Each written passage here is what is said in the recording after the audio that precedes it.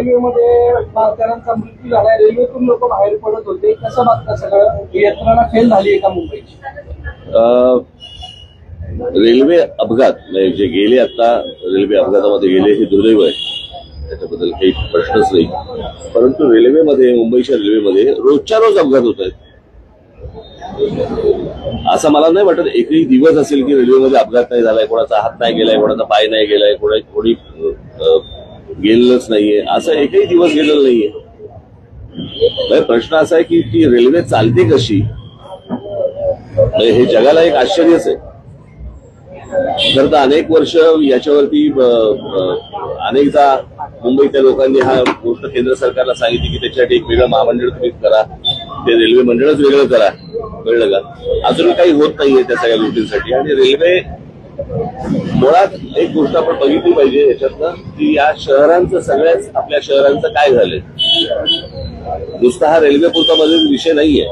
मी त्या दिवशी माझ्या एका मुलाखतीमध्ये पण मी सांगितलं होतं की हा सगळ्या शहरांचा आपल्या विचका झालेला आहे. एक तर रिडेव्हलपमेंटच्या नावाखाली रस्ते नाहीयेत आणि नुसत्या उंच उंच इमारती उभ्या राहत आहेत या सगळ्या ठिकाणी. आणि रस्ते नसल्यामुळे पार्किंगची व्यवस्था नाही, पार्किंगची व्यवस्था नाही म्हणून ट्रॅफिक अडला जातो. कित्येक, मी तुम्हाला तर पुण्यामध्ये पण अनेक ठिकाणी असेल, मुंबईमध्ये तर अनेक ठिकाणी आहे, अनेक ठिकाणी, ठाण्यामध्ये अनेक ठिकाणी, की जर समजा कुठे आग लागली तर फायर ब्रिगेडचा बंब नाही जाऊ शकत तिकडे आतमध्ये. अशी आपली सगळी शहरांची अवस्था झालेली आहे. कोणी शहराचं प्लॅनिंग म्हणून मागे मी म्हटलं होतं की टाउन प्लॅनिंग नावाची काही गोष्टच नाही आपल्याकडे. मी गेले इतकी वर्षाचे मी तुम्हाला सांगतोय की बाहेरून येणारे जे लोंढे आहेत आपल्या सगळ्या शहरांवरती आदळणारे, याच्यातच ही रेल्वे कोलमडली कशासाठी? रेल्वेचा बोजवारा उडालेला आहे, सगळ्या अख्ख्या ट्रॅफिकचा बोजवारा उडालेला आहे. लोकांना चालायला फुटपाथ नाहीयेत, ट्रॅफिकसाठी वाहनांसाठी रस्ते नाहीयेत, कोण येतंय कोण जातंय माहिती नाहीये. नुसते तुम्हाला मेट्रो आणि त्या काय ते तुमचे बाकीच्या सगळ्या सोयी सुविधा करतात ते काय मेट्रो आणि काय करतात ते मोनोरेल, याने प्रश्न नाही सुटणार. मुंबईमध्ये मोनोरेल्स आहेत, मेट्रो आहे, सगळ्या गोष्टी रेल्वे आहे, बरोबर आहे. मग गाड्यांचं रजिस्ट्रेशन थांबलं का? टू व्हीलर, फोर व्हीलरचं रजिस्ट्रेशन थांबलंय का? नाही थांबलंय. म्हणजे त्या गाड्या येतातच आहेत.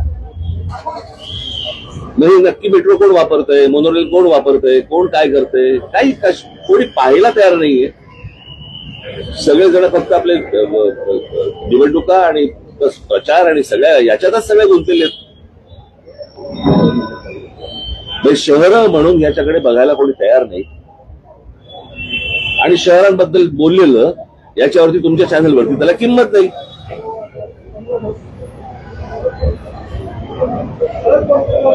म्हणजे गेले अनेक दिवस जे राज ठाकरे, उद्धव ठाकरे कधी एकत्र येणार ह्याच्या जेवढ्या बातम्या लावल्या तेवढा काळ तुम्ही ह्या जे मृत्यू गेलेले आहेत लोक आता रेल्वेमध्ये तेवढं लावणार आहात का? आपण कशाला महत्व द्यायचंय, कोणत्या गोष्टीला महत्व द्यायचंय हेच समजेल असं झालंय सगळ्या गोष्टींमध्ये. जर या शहरांच्या गोष्टी, तुम्ही सगळे शहरामधले पत्रकार आहात, तुम्ही या शहरातल्या गोष्टींकडे जास्त फोकस करा. सरकारचं लक्ष कसं जाईल या गोष्टींकडे याचं तुम्ही ह्याच्यावरती लक्ष दिलं पाहिजे तुम्ही. बाकी सगळ्या गोष्टी फार मामूली आणि इतर सगळ्या किरकोळ गोष्टी आहेत. जे काय राजकारण चाललं, तुला काय वाटतं, तुला काय वाटतं, तुला काय वाटतं. दुर्दैव आहे.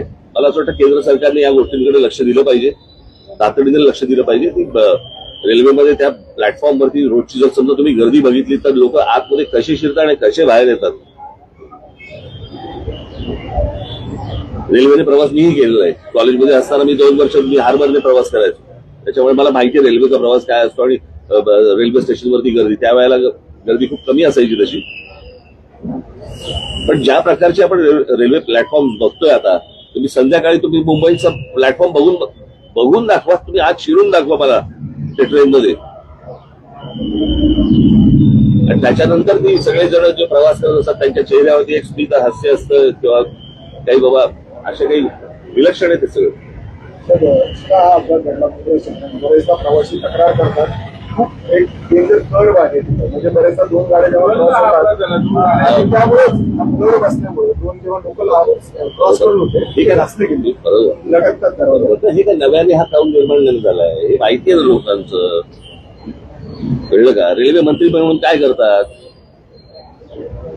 नाही, आता हे सगळं आनंद आहे त्याचा. रेल्वे मंत्र्यांनी राजीनामा द्यावा. राजीनामा कशाला द्यावा? जावं तिकडे बघावं काय चाललंय ते, सुधारावं.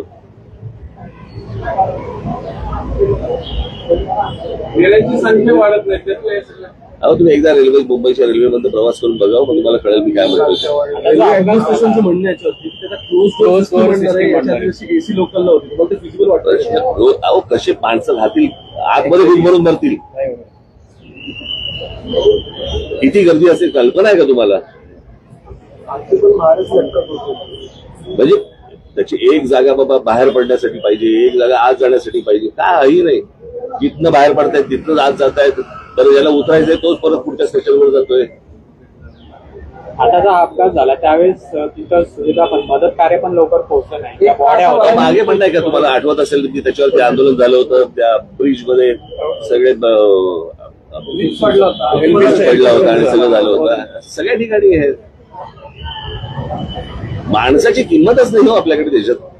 सकाळी घरी गेलं तर संध्याकाळी येईल का नाही माहित असतं. याचं कारण माणसाची किंमत नाहीये.